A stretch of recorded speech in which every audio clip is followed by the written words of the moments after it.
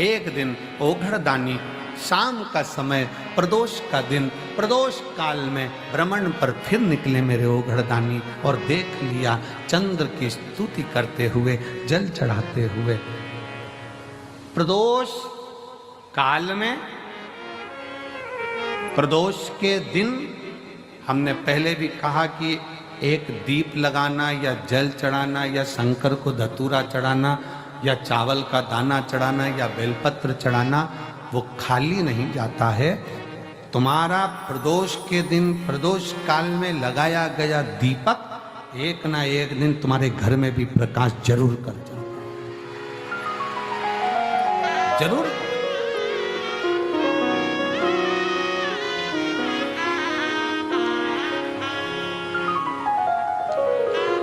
चंद्रदेव की काया से जो रोग उत्पन्न हो रहा था उसको मिटाया शिव। है कि सोमवार की अगर प्रदोष पड़ती है, बहुत ध्यान से सुनना महाराज, सोमवार की प्रदोष पड़ती है तो शंकर भगवान कैलाश पर निवास करते हैं। मंगलवार की प्रदोष पड़ती है तो शिव काशी में निवास करते हैं। बुधवार की प्रदोष पड़ती है तो शिव रजत भवन में निवास करते हैं। गुरुवार की प्रदोष पड़ती है तो शिव गंगा के स्थल पर निवास करते हैं। शुक्रवार की अगर प्रदोष पड़ती है तो शिव नीलकंठ पर विराजमान होते हैं। शनिवार की अगर प्रदोष पड़ती है तो शिव शमी के वृक्ष के नीचे रहते हैं। और रविवार की जब प्रदोष पड़ती है तो शिव बेलपत्र के पेड़ के नीचे निवास करते हैं। महाराज, ये एकादशी शंकर से कह रही है कि आपका स्थान ये नहीं कि आप कैलाश पर मिले, उस वार को, उस तिथि के दिन, उस अनुकूल।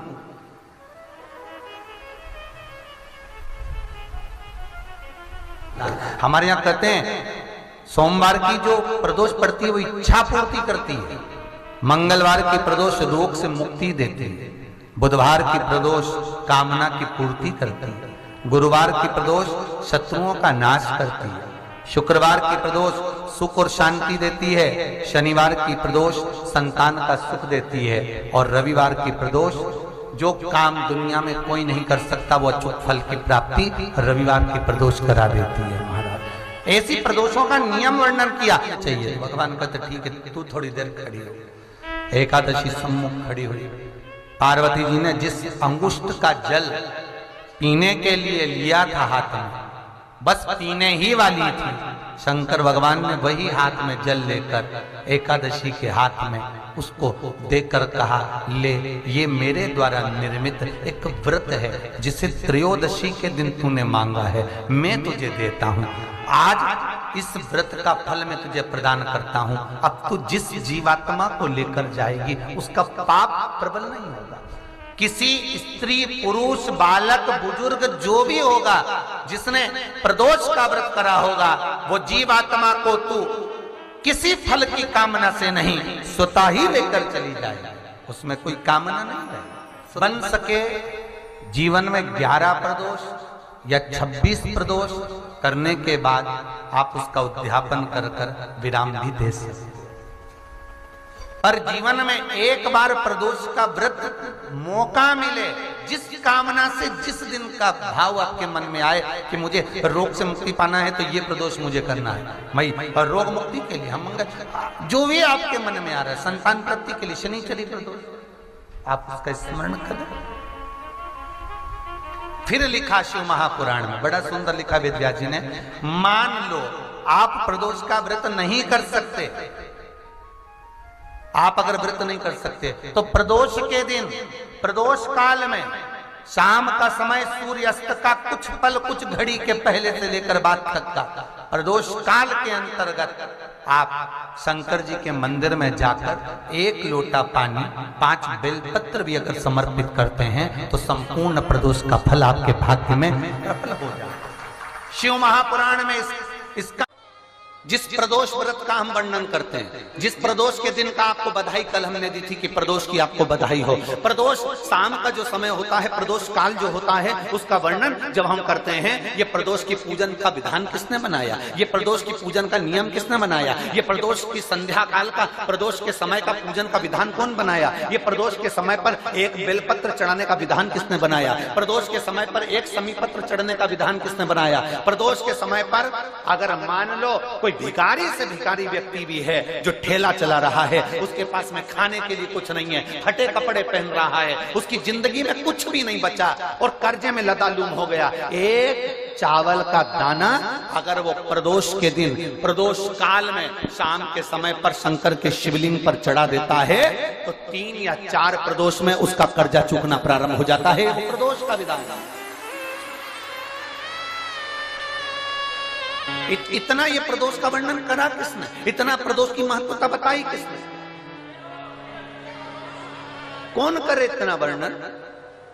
अगर प्रदोष की महत्वता बताने वाला कोई है, इसीलिए मेरे शंकर भगवान माता सती को लेकर कुंभज ऋषि के यहाँ, अगस्त ऋषि के यहाँ कथा सुनने के लिए गए थे, क्योंकि उनके बराबर कोई शंकर के महत्व को बता नहीं सकता और प्रदोष के महत्व को नहीं बता सकता। सती मैया को प्रदोष का महत्व बताने के लिए शंकर सती जी को लेकर कुंभज बाबा के यहाँ गए थे, अगस्त ऋषि के, कि प्रदोष के महत्व को तो जानो सती,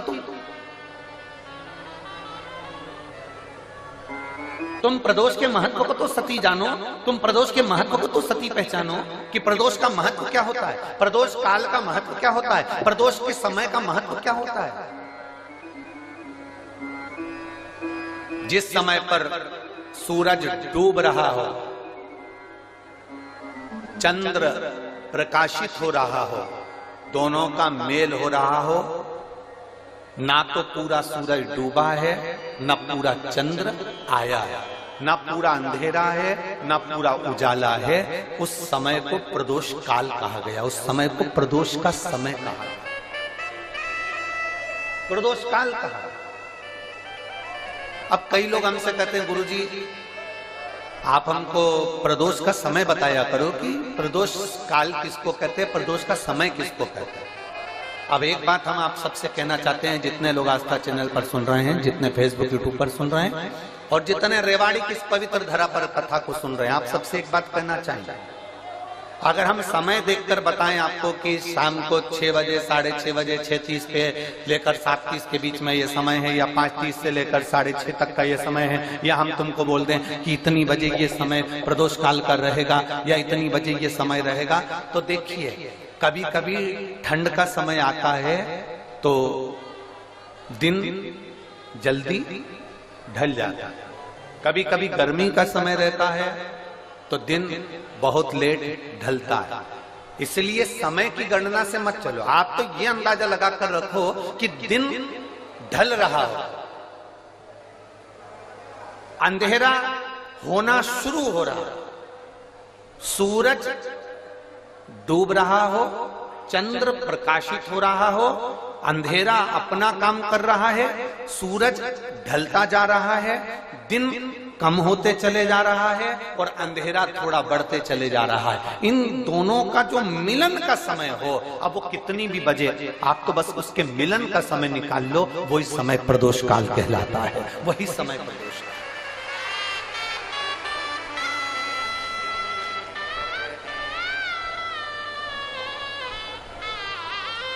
अब प्रदोष काल की पूजन का विधान किसने बनाया, कोई आपसे पूछे तो क्या बताओगे, जम के बोलो जल्दी से, कौन ने बताया था, अगस्त ऋषि। सबसे उससे 1000 गुना शिवलिंग में बल की प्राप्ति होती है।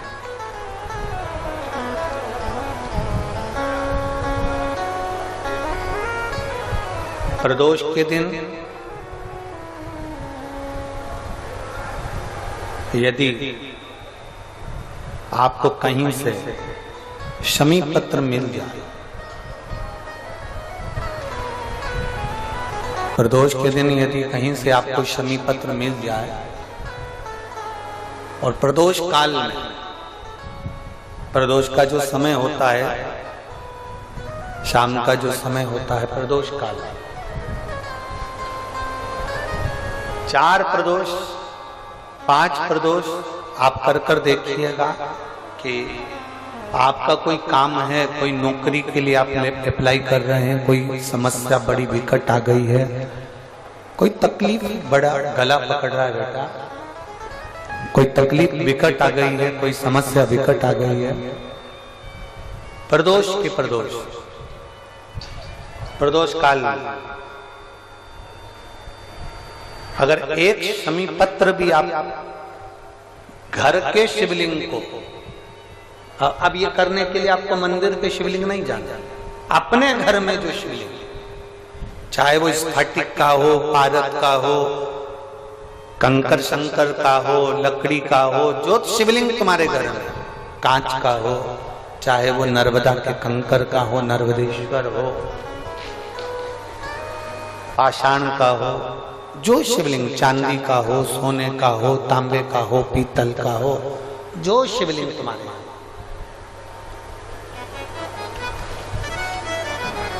एक शमी पत्र यदि आप भगवान शंकर के शिवलिंग पर समर्पित कर रहे हो और उस शमी पत्र को उठाकर रात्रि को 9:15 की जो एक मुहूर्त होता है, एक समय होता है, जिस समय पर हम अपने मन की बात भगवान शंकर को कहते हैं, पूर्व में भी इसका वर्णन हम कर चुके हैं कथाओं में।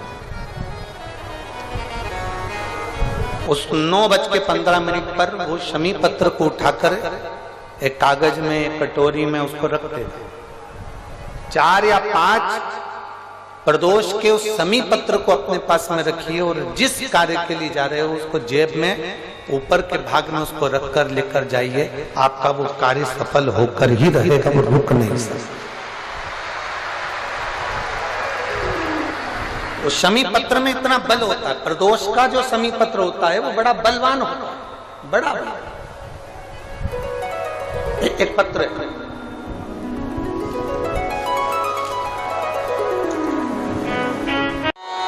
परिवार में बेटे हैं, बहुएं हैं, बेटियां हैं, सब प्रयास कर रहे हैं, बेटे भी प्रयास कर रहे हैं, बहू भी प्रयास कर रही है, बेटी भी प्रयास कर रही है कि मुझे कोई अच्छा जॉब मिल जाए, मैं उन्नति की सीढ़ी पर चढ़ जाऊं, मैं बहुत आगे बढ़ जाऊं। और बेटा बेटी बहुएं अगर आगे नहीं बढ़ पा रही है तो शिव महापुराण की कथा कहती है कि एक कार्य करिएगा, एक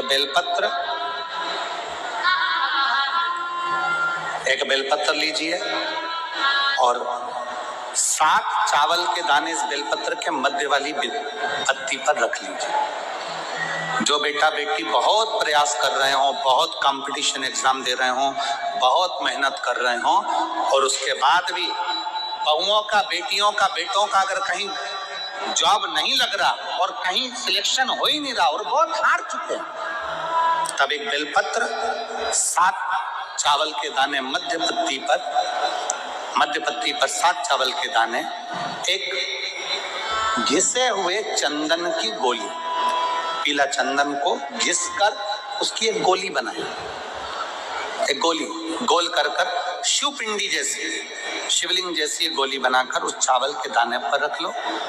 एक स्थान पर रखकर घर के अंदर ही उसका पूजन कर लो। और पूजन करना है वही जो आप घर में सामग्री, आपके रोली, चावल, मोली, हल्दी, उससे पूजन कर दिए से आरती कर ऐसी कैसी ही बेलपत्र अशोक सुंदरी वाली जगह पर, थोड़ा समझिएगा, अशोक सुंदरी वाली जगह मतलब जहां से पानी बह रहा है उस और इस डंडी को रखना और ऐसी कैसी पत्ती अशोक सुंदरी वाली जगह पर रख दीजिए। ये किसी भी प्रदोष के दिन या किसी भी सोमवार की अष्टमी के दिन या किसी भी विशेष शिवरात्रि के दिन आप ये एक बार केवल करना है और अपने मन की कामना कर उसको रखकर बाबा को घी का 2 दिया लगाकर आ जाना है। मेरा भोलेनाथ आपका हाथ पकड़कर आपको कंपटीशन एग्जाम में विजय दिलाएगा। पर मेहनत करना नहीं छोड़ना, परिश्रम करना नहीं छोड़ना, संघर्ष करना मत छोड़ना। अपनी मेहनत को 4 गुना करना है, अपने परिश्रम को 4 गुना करना है, अपने कर्म की लगन को बढ़ाना है। जितने घंटे पढ़ाई करते थे उससे 2 घंटा और बढ़ाओ, जितनी मेहनत करते थे उससे 4 घंटा की मेहनत और बढ़ाओ। और साथ में 7 अक्षत, एक चंदन, पीले चंदन की एक शिवलिंग जैसी आकृति, छोटा सा शिवलिंग जैसा भाग रखकर घर में उसका पूजन कर कर, घी का दिया से आरती लगाकर, बाबा की आराधना कर कर, दिल से कामना कर कर बाबा से वो ले जाकर ऐसे कैसा ही पत्ता अशोक सुंदरी वाली जगह। अशोक कुंज सुंदरी की जगह जानते हो?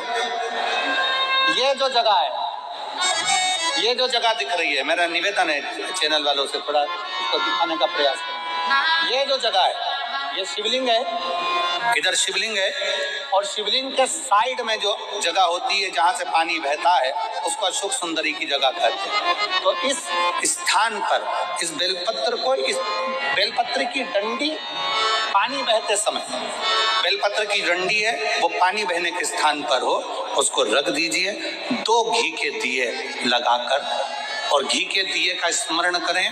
दोनों दिए गोल बत्ती के नहीं होंगे, दोनों दिए लंबी बत्ती के नहीं होंगे। जो 2 दिए आप लगाएंगे, एक गोल बत्ती का होगा, एक लंबी बत्ती का होगा। गोल बत्ती क्या बोलते हैं यहाँ पर? फूल बत्ती। यहाँ फूल बत्ती बोलते, तो गोल बत्ती मतलब फूल बत्ती, और लंबी बत्ती, लंबी वाली बत्ती। 2 दिए लगाना है, एक जगत जननी का, एक बाबा विश्वनाथ का। दोनों दिए आप रखकर बाबा को प्रार्थना कर कर दिल से आइए, मेरा शंकर आपकी कामना पूर्ण करेगा और पत्र व्यासपीठ पर जरूर आए, अवश्य।